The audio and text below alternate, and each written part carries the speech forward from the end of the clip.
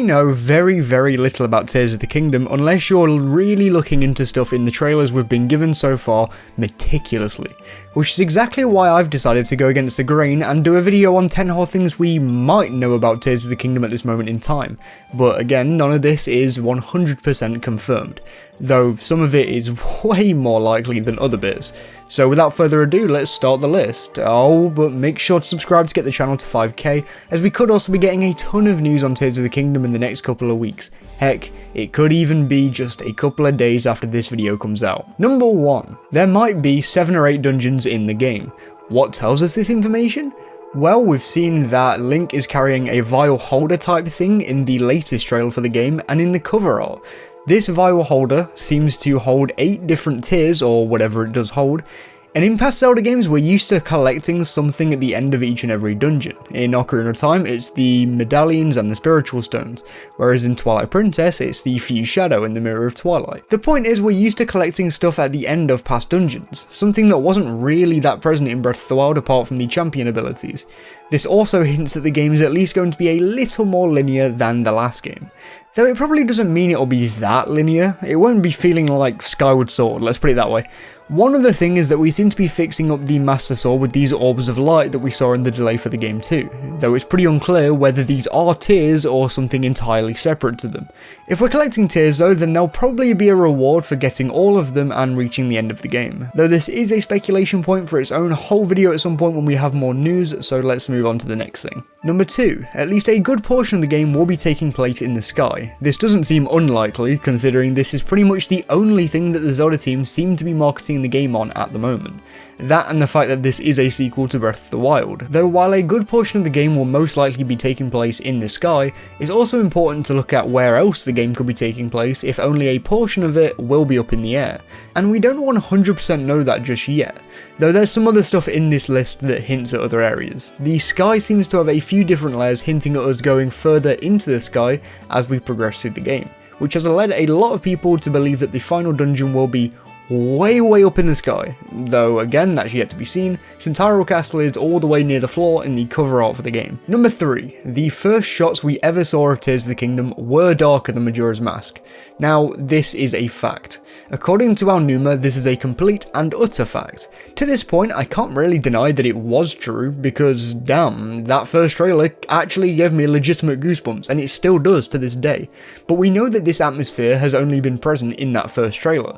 There were little hints of it again at the end of the second trailer for the game with Hyrule Castle rising again, but I can't imagine that any of the trailers misrepresent the game. The recurring theme throughout all of Breath of the Wild's trailers was tranquility, even in the first moments of the first trailer of Breath of the Wild all the way back in like 2014. It started with silence being broken by the hero and the guardian, and that theme followed through into that game.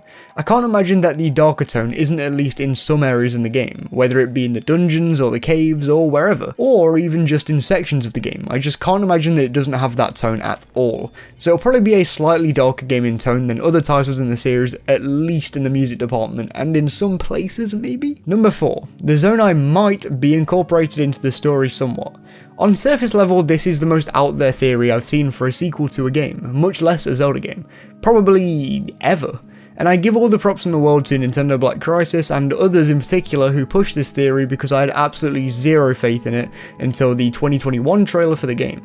And then the September trailer basically confirmed to me that the Zonai will be in Tears of the Kingdom in some way. Where's the evidence? The symbol on Link's shield in the trailer for E3 2021 is brand new and kinda looks like a Sheikah symbol, so that screams Zonai to me. Patterns seen in the Faron region, the region of the Zonai, is widely present in the last couple of trailers, and there's also a ton of other evidence that we don't have time to get into, lest this video turn into an hour-long NBC documentary. So let's move on, though I think the Zonai are a very interesting prospect and a very exciting theory actually coming to life. Number 5. Zelda is likely shown in the murals and might be talking to another goddess or Zonai figure. I know I said we were done with the Zonai not even 5 seconds ago, but it's only a quick mention. Zelda seems to be in a few locations in the murals in the September trailer for the game for sure. She seems to be falling or maybe levitating in one of them, and she also seems to be making a pact with someone else. We're not sure of who that person is yet. For all we know, it could be Ganondorf, though that does seem pretty unlikely. The Zonai really like animals, so there's a real chance it's a person of the Zonai tribe, since their robes seem to resemble a rabbit or something of that nature. There's very little that we know of this mural at the moment, but what we think we know is pretty interesting and far extends past just this small mention. Number 6. We might be traversing the same Hyrule as we did in Breath of the Wild. I say we might because we are without a doubt 100% traversing a version of Hyrule, but we don't entirely know whether or not we'll be traversing the exact same Hyrule as Breath of the Wild. There's some evidence for it being the exact same though. As an example, some of the trees are still in the same places and stuff like that, though there seems to be other divots around the ground and there seems to be brand new energy-like areas scattered around the map. We could just be seeing what the Zelda team wants us to see. We've seen this kind of marketing a lot in recent years, where there are certain things shown in trailers that aren't necessarily true to when the final product drops, though at the moment I'd say we are going to be going through the same Hyrule. It'll just have some new little bits to keep us exploring. Number 7. There might be caves in the game.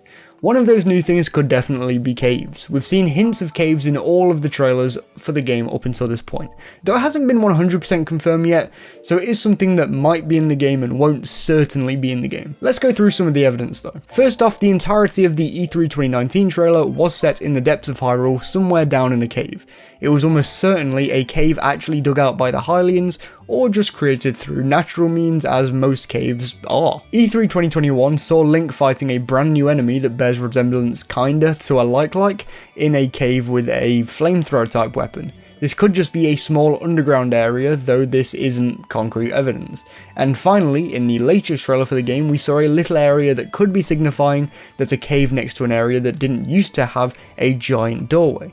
It isn't concrete evidence either, so that's why it's here as a maybe. We aren't sure that this game is going to have caves, but it does seem real likely. Number 8. You might get accessories to place onto your shield to increase the amount of damage you can do at one time. This seems more unlikely than some of the rest of the stuff on this list. But as I was talking about a second ago, there is a shot of the hero with something that seems to function like a flamethrower shooting fire at an enemy. It also seems to be coming directly from a shield type thing. It has the same flat back, it just has a dragon head coming out of the front of it breathing fire. So there's always the chance that this head could be attachable onto any of the shields in Tears of the Kingdom. And what I personally think is a little more likely is that we'll get a few of these types of elemental attacks. Maybe this stuff just looks like a shield and fires different elements like electricity, fire obviously, and ice. Or maybe it won't be, we'll see. It could even already be cut from the game, we saw that with the last game, so. Number 9. Time travel might play a key role in Tears of the Kingdom. This is a theory I saw a couple of years ago, and a theory that seems to be dying out a little in recent months, though I'm not certain of it dying completely yet. The theory of time travel in a Zelda game will probably always crop up, since most of the 3D games in the series use it to some extent. With Tears of the Kingdom though, there actually seemed to be evidence pointing to it. In the E3 2021 trailer, we see 2 different styles of Link, and that led a lot of people to believe that there could even be 2 heroes in the game. I was never set on that theory honestly, but I do think that we could be wearing the garbs of the hero from 10,000 years ago. Their haircut and the clothes themselves seem very similar.